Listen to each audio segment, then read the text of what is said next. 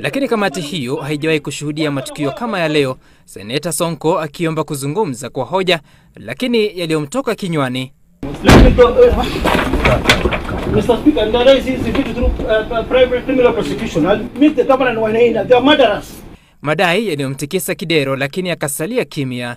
Maseneta walipodhubutu kumtaka Sonko kuondoa madai yake, balaa likazuka na hata akamgeukia Seneta wa Nyamira Kennedy Mongare.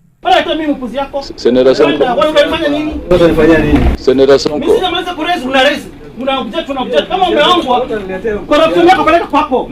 Peleka corruption yako kwenu huko. The senator has to fully substantiate, and that's a very serious allegation. Murderer. They have evidence to prove that it is indeed true. Governor Kidero and his chief of staff, Mr. Wainaina, they are murderers.